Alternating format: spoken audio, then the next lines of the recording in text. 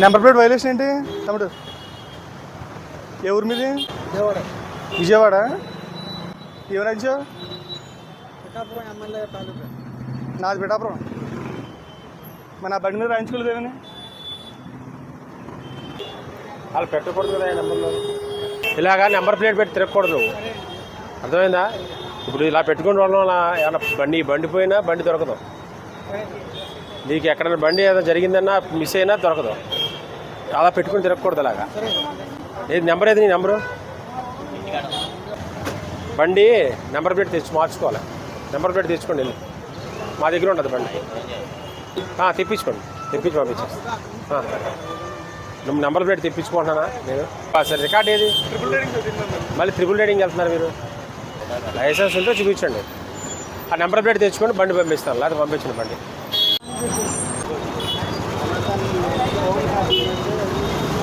ఏదో ఇది పెట్టకూడదు. నీకు ఎక్కడైనా ఉంటే ఎక్కడైనా రాసుకో, ప్రాబ్లం లేదు.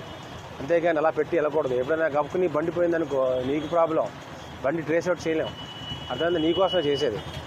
ఇక్కడ ఎక్కడైనా రాసుకో నువ్వు. బండి నెంబర్ ప్లేట్ మాత్రం పెట్టుకో, అది పెట్టి బిగించే.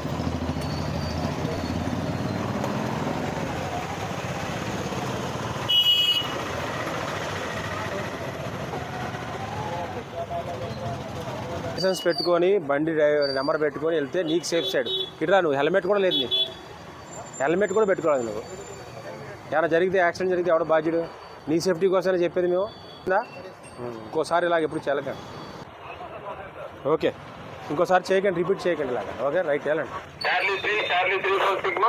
సార్. Charlie 3 responding sir. నమస్తే సార్. ఆ రూట్ అంతా క్లియర్గా ఉంది సార్. నమస్తే.